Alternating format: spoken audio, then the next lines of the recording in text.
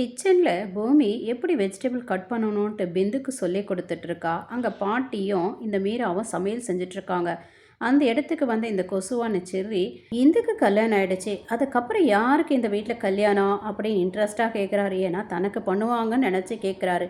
அவங்க ஒவ்வொருத்தர பேராக சொல்லிட்டு வராங்க. நக்ஷத்ரா, அப்புறம் பிந்து, அப்புறம் ககன் அப்படின்றாங்க. வா, ககன் அண்ணா காதலிக்கிற பொண்ணை அவர் கல்யாணம் பண்ணிக்கிறோம் அப்படின்னு சொன்ன உடனே ஷாக் ஆகுறாங்க பாட்டி. என்னடா ககன் லவ் பண்ணுறானா அப்படின்னு கேட்க, இல்லை இல்லை, லவ் பண்ணி கல்யாணம் பண்ணிக்கணும்னு சொல்ல வந்தேன் அப்படின்னு சமாளிக்கிறாரு. உடனே அந்த வார்த்தையை கேட்ட பூமி வெக்கப்பட்டுட்டு அங்கேருந்து போயிடுறா. ஆமாம் சாரதா, ஏதோ இம்பார்ட்டண்ட்டான விஷயம் பேசணும்னு கூப்பிட்டியே, என்ன விஷயம்னு கேட்குறாரு கிருஷ்ண பிரசாத் கோயிலில் சாரதா கிட்ட. சாரதா சொல்கிறாங்க, ககனோட லைஃப்பில் நானும் அவனோட தங்கச்சி மட்டும்தான், அவன் உலகம் நாங்கள் ரெண்டே பேர் தான். அப்பப்போ நானும் கூட இந்த என் மருமகளுக்கு அப்படி நெக்லஸ்ஸு புடவை எடுத்து வச்சாலும் அவன் மனசில் அந்த ஆசை வரமாட்டேங்குது. அப்படி இருக்கிற என்னோட ககனோட லைஃப்பில் இப்போ புதுசாக ஒரு பொண்ணு என்ட்ரி ஆயிருக்கா, அதுதான் பூமி. பூமி ககனுக்காகவே பிறந்திருக்கான்னு நான் நினைக்கிறேன். என்னோட வேதனையெல்லாம் கடவுள் காது கொடுத்து கேட்டு இப்போ தான் வந்து அதை நிறைவேற்றி கொடுத்துருக்காரு. அதனால் ககனுக்கும் பூமிக்கும் கல்யாணம் பண்ணலான்னு இருக்கேன் அப்படின்னு சொன்ன உடனே ஷாக் ஆகினது. கல்யாணமா அப்படின்றாரு கிருஷ்ண பிரசாத். எதுக்கு இவ்வளோ ஷாக்கு? ஏன் அவங்க ரெண்டு பேருக்கு கல்யாணம் பண்ணி வைக்கிறது உங்களுக்கு பிடிக்கலையா அப்படின்னு சாரதா கேட்க, அப்படி இல்லை, இந்த சரத்சந்திரா பூமியை தான் பொண்ணாக நினைக்கிறார். தான் பொண்ணாக தானே நினைக்கிறாரு, அவர் சொந்த பொண்ணு இல்லைல்ல. எங்களுக்காகவே வாழ்ந்த ககன் முதல் முறையாக எனக்கு பூமி வேணும்னு கேட்டிருக்கான். அதை நான் நிறைவேற்றாமல் போக முடியாது இல்லையா? ஒரு அம்மாவா இந்த கல்யாணத்தை நான் நிறைவேற்றுவேன். அதே மாதிரி நீ ஒரு அப்பாவா வரப்போகிற பிரச்சனைகளை தடுக்க பாருங்கன்னு சொல்லிட்டு போயிடுறாங்க. ஐயோ சாரதா, நான் உனக்கு எப்படி புரிய வைப்பேனே எனக்கு தெரியலையே. அந்த சரத்சந்திராவோட உண்மையான பொண்ணு தான் இந்த பூமி. அந்த உண்மை தெரிஞ்சா நீ வேணா அவளை மருமகளாக ஏற்றுக்குவேன், ஆனால் ககன் ஏற்றுக்குவானா என்ன அப்படின்னு மனசுக்குள்ளேயே புலம்பிக்கிறாரு. ஏலம் எடுக்கிற இடத்துக்கு சரத்சந்திராவும் கேபியும் வராங்க. அங்கே அனௌன்ஸ் பண்ணுறாங்க, கவர்மெண்ட்டோட 5 ஏக்கர் நிலம் வந்து ஏலம் விடுறாங்க. அதுக்கு நிர்ணயிச்சிருக்கிற பணம் 70 கோடின்னு சொல்கிறாங்க. அட பாவி, என்ன தான் சீரியல் நடத்தினாலும் 5 ஏக்கருக்கு எங்கன்னா 70 கோடி வைப்பாங்களா?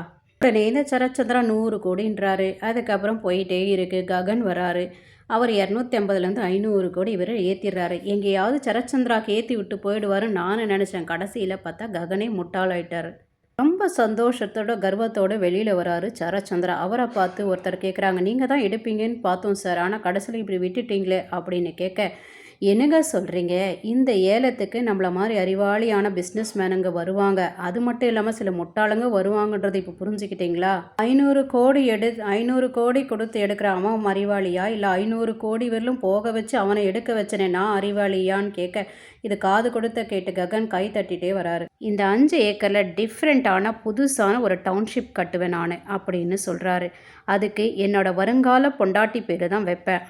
அண்ட் ஹர் நேம் இஸ் பூமி அப்படின்னு சொல்ல கடுப்பாய் நிற்கிறாரு நம்ம சரத்சந்திரா. சுற்றி இருந்தவங்கெல்லாம் வாவ் சூப்பர் சார், நல்ல ஐடியா அப்படின்னு வாழ்த்து தெரிவிக்கிறாங்க. எல்லாரும் போன பிறகு கடுப்பாய் நின்ன இந்த சரத்சந்திரா, பூமி ஏன் பொண்ணோட அவள் பேர் வைக்கிறதுக்கு உனக்கு என்ன அதிகாரம் இருக்குது அப்படின்னு கேட்க, பூமி உனக்கா பிறந்தா? ஏன் பொண்ணுன்னு சொல்லிட்டு வீட்டிலே அடைச்சி வச்சிருக்கா, அவள் ஏன் வருங்கால பொண்டாட்டி, அவளை என் வீட்டுக்கு அனுப்பி வை.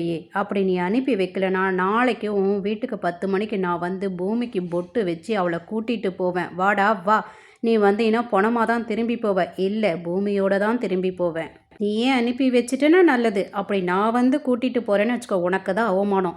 அந்த மாதிரி அவமானம் உனக்கு வேணான்னு நீ நினச்சேன்னா அவளை அனுப்பி வை அப்படின்னு ககன் எச்சரிக்கிறாரு. நட்சத்திரா இருக்கிற ஒரு ஷர்ட்டு ககனோட ஷர்ட்டை போட்டு தேய்ச்சின்னு உட்காந்துனுக்கா. இவ என்னடா கையால் தேய்க்கிறாளேன்னு ஆச்சரியப்பட்டு இந்த செர்ரியும் பிந்துவும் பார்க்குறாங்க. இவளை ஃபாலோ பண்ணிகிட்டே போகிறாங்க. இவ அப்படியே எடுத்துகிட்டு போயிட்டு அயன் பண்ணுறா ஈர துணியை. அதுவும் பார்க்குறாங்க. அது என்ன ஏதுன்னு நம்ம கண்டுபிடிக்கணுமேன்னு சொல்லிட்டு பவர் கட் பண்ணிடுறாங்க. இவ பவர் கட் ஆகிடுச்சேன்னு சொல்லிட்டு பவர் வந்து போட்டு அயன் பண்ணலான்னு வெளியில் வந்து பவர் போடுறதுக்குள்ளே இந்த ஷர்ட்டு அபேஸ் பண்ணிடுறாங்க செர்ரியும் பிந்துவும். திரும்பி வந்து பார்த்த நட்சத்திராவுக்கு ஒரே ஷாக்கு. என்னடா யார் எடுத்திருப்பா அந்த ஷர்ட்டுன்னு வெளியில் வந்து பார்க்கும்போது இந்த சித்தி சுற்றிட்டு இருப்பாங்க. ஓ, இந்த சித்தி தான் எடுத்திருப்பான்னு சொல்லிட்டு சித்திக்கிட்ட எங்கே ஷர்ட்டுன்னு சொல்லிட்டு கழுத்தை நெரிக்கிறா. அந்த நேரத்தில் பிந்துவும் செரியை வந்து, எந்த ஷர்ட்டு, எதுக்கு இப்போ அவங்கள கழுத்தை நெரிச்சிட்டு இருக்க அப்படின்னு கேட்க, அதெல்லாம் ஒன்றும் இல்லைன்னு சமாளிக்கிறா. உடனே செரி, இந்த ஷர்ட்டா அப்படின்னு கேட்க, ஆமாம் இதான் கொடு அப்படின்னா, இல்லை கொடுக்க மாட்டேன், என்ன விஷயம் சொல்லு அப்படின்னா, இல்லை சொல்ல முடியாது கொடு கொடு, இல்லைன்னா நான் மாமா கிட்ட சொல்கிறேன்னு மிரட்ட, இல்லை நான் வந்து ககன் மாமாவை லவ் பண்ணுறேன்னு சொல்கிறா. அப்போ அண்ணா கூட லவ் பண்ணுறாரா அப்படின்னு செர்ரி கேட்க, ஆமாம் உங்கள் அண்ணனும் சேர்ந்து லவ் பண்ணுறாரு என்ன அப்படின்னு சொல்ல, செர்ரிக்கு ஷாக்கு, இருந்தாலும் ரொம்ப சந்தோஷம். ஓடி போன சித்தி உடனே அபூர்வா கிட்ட போய் வத்தி வைக்கிறாங்க. ஏதோ ஷர்ட்டாம், அதை வச்சு என் கழுத்தை நெரிச்சா உன் பொண்ணு, அந்த ஷர்ட்டுக்கும் அவள் காதலுக்கும் ஏதோ ஒன்று ஒற்றுமை இருக்குது, நீ போய் அதை கேளு அப்படின்னு சொல்ல, ஏற்கனவே 2-3 முறை சித்தி சொல்லி ஃபெயிலியர் ஆனதுனால கடுப்பான இந்த அபூர்வா சித்தியை கரிச்சி கொட்டிகிட்டே இருக்கும்போது சரச்சந்திரா டென்ஷனோட உள்ளே வராரு.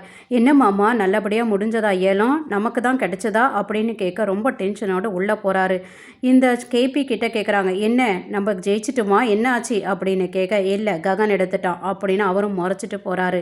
என்னடா இது ஆளுக்கு உன்னை முறைக்கிறாங்க அப்படின்னு சித்தி அபூர்வா கிட்ட கேட்க, அபூர்வா சித்தியை முறைக்க, என்னடி நீ கூட என்ன முறைக்கிற, இதே வேலையாக போச்சு உங்களுக்குன்னு சொல்ல அபூர்வா டென்ஷனோட சரச்சந்திரா கிட்ட போய் கேட்குறாங்க, என்னாச்சு மாமா அப்படின்னா, அவன் தான் எடுத்துட்டான், டவுன்ஷிப்பு கட்ட போகிறானா, அதுக்கு நம்ம பொண்ணு பேர் வைக்க போகிறானா அப்படின்னு உடனே ஷாக் ஆகி நிற்கிறா இந்த அபூர்வா. ஐயோ நம்ம பொண்ணை தான் இவன் லவ் பண்ணுறானா, கன்ஃபார்ம் பண்ணிட்டானா, என்ன பண்ணுறதுன்னே டென்ஷனாக நிற்கிறாங்க. வம்சியோட பேரண்ட்ஸு இந்துக்கு உண்மையிலே அடிப்படலைன்றதை கண்டுபிடிச்சிடுறாங்க.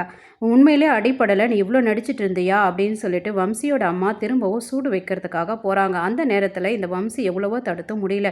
உடனே அபூர்வா கிட்டேருந்து கால் வந்த மாதிரி நடிக்கிறாரு. ஓகே ஆண்டி, என் அப்பா அம்மாவுக்கு சொல்லிடுறேன் ஆண்டின்னு சொல்லிட்டு, அம்மா நாளைக்கு அவங்க வரதட்சணை எடுத்துகிட்டு வந்து கொடுக்குறாங்களா, இவ்வளோ நாள் கொடுக்காம போனதுக்கு ஃபீல் பண்ணாங்கன்னு சொன்ன உடனே அந்த சூடு வச்ச கரண்டி அப்படியே போட்டுட்டு, அப்படியாடா ரொம்ப சந்தோஷமாயிடுறாங்க, நாளைக்கு எப்படியோ வரதட்சணை வந்துடும் சொல்லிட்டு.